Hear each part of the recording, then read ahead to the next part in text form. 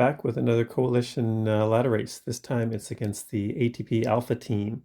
So I had originally thought I was in this one because there are two Petes on the team, and I saw the other Pete had been listed in the roster for this one, and I just assumed I was on until I saw a call for a sub earlier in the day, and I thought, oh geez, well maybe I'm on, maybe I'm not. So threw my name in the hat, and then quickly realized maybe I shouldn't have thrown my name into the hat because this is a climbing course against a team of strong climbers. So the goal tonight was just to survive, try not to get dropped, and see. So tactically may not be as interesting as some other races, but still a fun challenge. So let's get going to start. When I looked at the power numbers, their 5-minute power across the board was really quite strong. And I think other than one rider, they were all lighter than us. So we're going to do our best and see how it goes. There were, out of 5, I think there were 3 B category. I know B, C cats not really as used as much anymore, but sort of Zwift power, there were 3 Bs out of 5, and we have 1 B out of 5. So luckily it wasn't a hard start because I had just finished up dinner with the kids and didn't have a lot of time for warm-up. So I jumped on, and a nice slow start is decent for a warm-up, but still not ideal, as we'll see later in the race with what happens to me. So didn't have to mess around with the ladder plugin too much this time, which was great. It seemed to work better right off the start. And here we go. Luckily, like I said, luckily it's not a super hard start. There's a small jump here, but given we start climbing so early in the race, to do a sprint out of the start wouldn't really benefit them as much as just waiting to the climb and then really taking it to us on the climb. So we're going to come out of the tunnel here and quickly back into another before we jump up to the bottom part of the Epic AOM, just to the bypass. Luckily, it's not the whole thing. Most ladder races tend not to be like 15-20 minute climbs included. It's, at least I haven't been in one yet. So we're just marking, we sort of have identified who the stronger climbers are and who we might be able to stay with. But we'll see. It's going to be a tough one. We were realistic in our hopes here, so we're just coming up here, about to cross the bridge to start. I'm hoping that I can survive this one and not be left all alone was kind of my goal, given how I was feeling coming to the race. But it was hard, but not too hard. They didn't, I think, given the power numbers, I think there were a couple of them that could have pushed harder on this climb section. I'm glad they didn't, so I was able to stick in with the group. But no one's pulling off crazy numbers here, and I'm able to manage to stick in. The whole team was able to stick in through these really steep portions here, which are really the ones that are usually primed for big attacks. But here they go at the end of the climb, which was interesting tactic. So there's so I managed to get on, and then it's sort of over the top again.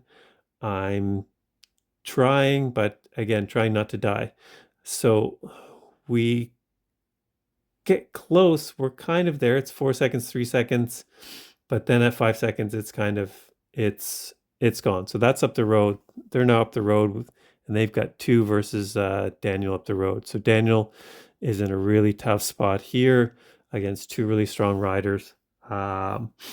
And we usually know how it goes when it's 2 versus 1 in a front group. There's a lot of punch, counter punch, punch, counter punch, punch, counter punch, and you just, it's tough to hang on when there's really strong riders up there. So we're kind of close. We don't lose too much ground here. Still 6 seconds, so not too much more than it was on the bridge there. We keep going. It's kind of a rolly portion here. I find going the other way on this bypass to be much more difficult. when you come up the other side and you do the bypass. The rollers are a bit harder, I find. Anyways, so it's all still stuck together here, which is great. None of us have been dropped, so mathematically, it's still possible for us to be close in the race. So given that we still have numbers in this group, if somehow Daniel sticks with them and pulls out a second, and then we miraculously pull off a great sprint at the end, we still, technically it's not over. There's still hope. So we keep going. Now we get to go to the downhill, and the downhill was interesting because there was a lot of pushes, a lot of attacks. You see MacArthur's coming through here, Benford's coming through, and they're really putting the power down to try to get some separation on the descent. So we ended up pushing more power on the descent as we usually do, but we still no one gets dropped. We're still all together. We get through this section here. We'll have a little bit of flat before we're back up the hilly KOM. It's kind of an interesting hilly KOM because it's hilly KOM, bypass, and then finish the other side as you usually would, which is an interesting part of this course that I'm not sure if any other courses have this one on it. So still sticking through. We've got a little bump here coming up around the corner where it is possible to create some separation. I've seen it done in the past. Like we've got sort of this one, twist around, another. I think there are 3 sort of short, false flat uphills that in some races you can pull off some separation just because with some tired legs. And here we see one of the riders trying to get up the road. We shut it down.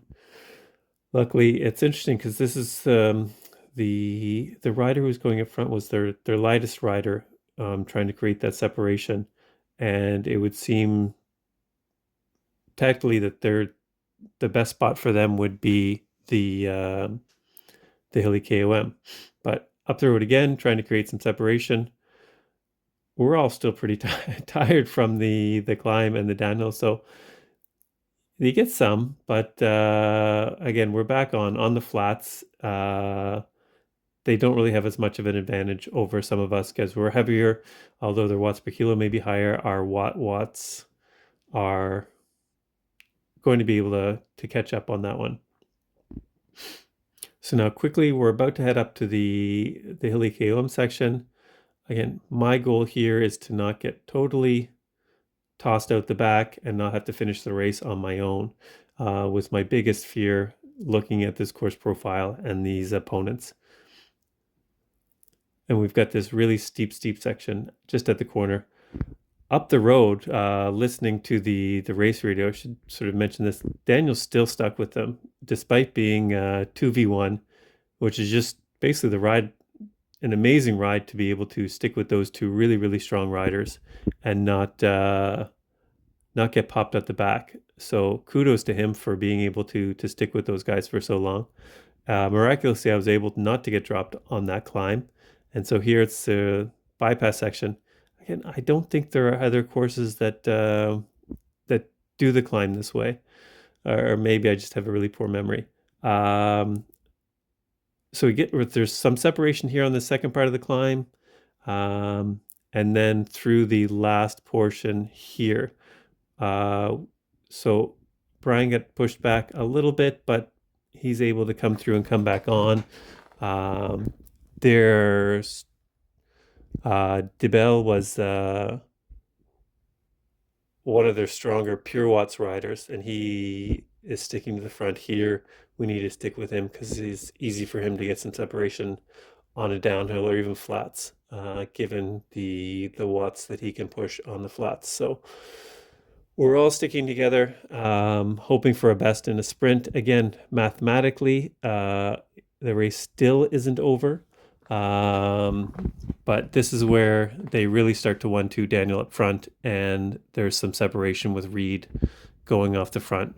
And Daniel is ready just to let him go, which makes sense. Otherwise, then he still has a chance in the sprint against Hand.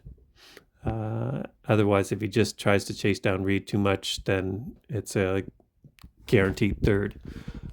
So going in, nothing too course-wise, nothing too challenging between here and the end. No real spots that that we're worried about in terms of attack points.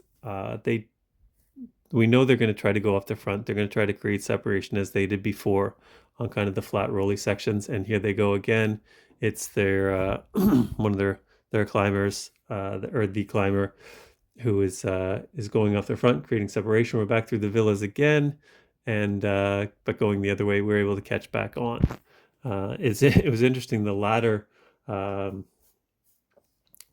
plug-in at certain points during the race, because Reed was so off the front, the score would kind of get adjusted, assuming he wasn't even in the race anymore. So it was kind of an interesting aspect of that particular plugin. So now we're just getting ready to go up, pop into the volcano. There's a little bit of the uphill through there where it's an attack point to consider, and we are ready for it. Luckily, I have a feather. I'm not sure if I got any draft. I think I got all feathers throughout the race, which was good for me. I needed all the help I could get going up the climbs. And here we go. More separation off the front with, assuming it's Benfir. I don't know how to pronounce the last name, sorry. But we are able to close it in before we get out to the other side. Not really much help from me, but team did great work. So now Simon's off the front. Great, so now they have to close that down. And with all the steering, everyone's trying to close it down without bringing anyone across. Now it's just a matter of who's got legs left for the sprint. We'll let it play out from here. No one's going too long, which is good. Everyone is, I'm assuming they're gassed, leading into the sprint. Right now I'm sitting in 9th place. 9th. Yeah, so we're, not sure why it says they're 15 in the race, but somehow. So we go, it starts about 300, trying not to finish dead last, trying to get across. Came in at 8th. So there we go. But unfortunately the team did lose, but it was a race where we knew the other team was quite a bit stronger, so it's not too much of an issue. We weren't too disappointed, to say the least, but it was a good race. And yeah, we'll see you the next one.